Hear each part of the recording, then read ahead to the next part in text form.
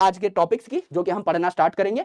एक हमारी स्ट्रेटेजी है जो मैं हमेशा बच्चों को देता हूं, इसे मैं बोलता हूं 5P स्ट्रेटेजी। गुरुजी ये 5P स्ट्रेटेजी क्या होती है? 5P स्ट्रेटेजी में पहला जो P है इसका मतलब क्या है? प्रॉपर। दूसरा जो P है इसका मतलब है प्लानिंग। तीसरा जो P है इसका मतलब है प्रिवेंट्स। चौथा जो आपका P है इसका मतलब है पुअर। एंड पांचवा P जो है इसका मतलब है परफॉर्मेंस। गुरुजी ये तो एक सेंटेंस बन गया है। हाँ मेरे भाई, ये एक प्यारा सा सेंटेंस बन गया है। Proper planning prevents poor performance. यानी अगर आप डे 1 से अपनी तैयारी को बहुत प्लान्ड वे में लेके चलते हैं तो आपकी परफॉर्मेंस खराब नहीं हो सकती। अगर आज मैं आपको एक प्लान देता हूं और उस प्लान पे आप अडिग रहते हैं अगले 300 दिन के लिए, ट्रस्ट मी आपका पेपर इतना अच्छा जाएगा कि आप खुद आकर के बताएंगे कि सर हमें टाइम मैनेजमेंट में भी दिक्कत नहीं हुई, कितना भी लेंदी पेपर हो, कितना भी टफ पेपर हो, हमें बिल्कुल भी दिक्कत नहीं हुई, हमें फर्क नहीं पड़ता पेपर कैसा आए, हम लोगों ने पेपर में धूम मचा दी है। तो प्रॉपर प्लानिंग मैं आपको बता देता हूं कि इसका मतलब क्या है। आराम से देखिए, यहां पर एक इलाका है जिसको हमने कहा ए, और यहां पर एक इलाका है जिसको हमने कहा बी। अब मेरे दोस्त आपको ए से बी जाना है। अगर ए से बी जाना है then there could be multiple routes, बहुत सारे रास्ते हो सकते हैं। पहला रास्ता यही है कि सीधा सीधा ए से बी चले जाओ, है ना। दूसरा रास्ता यह है कि बहुत घूम घाम के ए से बी पे आओ। और तीसरा रास्ता यह है कि घूमते ही रहो, उलझ जाओ और लौट के बुद्धू घर को आए, और हो सकता है घर भी ना आए, कहीं और ही गुम गए, बी तक कभी पहुंचे ही नहीं। अब मुझे इन तीनों रास्तों में बताओ कि सबसे लंबा रास्ता किसने तय किया है।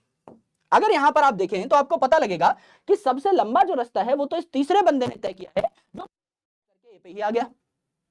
लेकिन अगर आप देखो तो इसने सबसे ज्यादा टाइम लगाया है, सबसे ज्यादा मेहनत की है।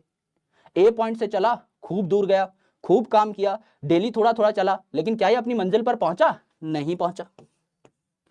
दूसरी इंपॉर्टेंट चीज, जो ये दूसरा बंदा है ये ए से बी तक पहुंचा, लेकिन इसकी जो डायरेक्शन थी वो एकदम सही नहीं थी। यानी ये चला तो सही, लेकिन ये प्रॉपर तरीके से अपनी मंजिल तक पहुंचा नहीं, इसको अच्छा खासा वक्त लग गया, है ना। तो ये जो रास्ता है इसको हम थोड़ा सा कम ऑप्ट करेंगे, लेकिन हमारा फोकस होना चाहिए इस बार ये वाला बच्चा बनने पे, जिसको ए से बी तक का सीधा सीधा रास्ता दिखा दिया जाए, ये आंख मूंद के उसके ऊपर चलता रहे, बहुत बढ़िया तरीके से अपनी एफिशिएंसी को बूस्टेड रखे, टाइम पर अपनी मंजिल पर पहुंच जाए। यानी कि इस कहानी से हमें यह शिक्षा मिलती है, कवि इस एग्जाम्पल में यह कहना चाहते हैं कि डायरेक्शन इज इंपॉर्टेंट। अगर आपके पास एक सही दिशा नहीं है, डजंट मैटर कि आपके पास कितनी नॉलेज है, अगर आप दिशाहीन हो तो आपको एक मंजिल नहीं मिलेगी या आपको मंजिल ढूंढने में दिक्कत होगी। इन दोनों ही केसेस पे हम लोगों को नहीं जाना है। हम ऐसा बच्चा नहीं बनना चाहते जिसको मंजिल ना मिले, हम ऐसा बच्चा नहीं बनना चाहते जिसको मंजिल देर से मिले। हम ऐसा बच्चा बनना चाहते हैं जिसको अगर एक रास्ता दिखा दिया जाए तो वो उस रास्ते को फॉलो करे, अपनी मंजिल को टाइमली पाले। क्योंकि नीट तो आपका निकल सकता है 5 ड्रॉप के बाद भी, और अगर आप पहले ड्रॉप पे बैठे हो, दूसरे ड्रॉप पे बैठे हो तो भी आपका नीट निकल सकता है। अगर आप एकदम फर्स्ट ड्रॉप ले रहे हो तो भी आपका नीट निकल सकता है। भलाई किस चीज में है सर? कम से कम टाइम में नीट निकाल लेने में ही भलाई है। एक एक साल बहुत कीमती है।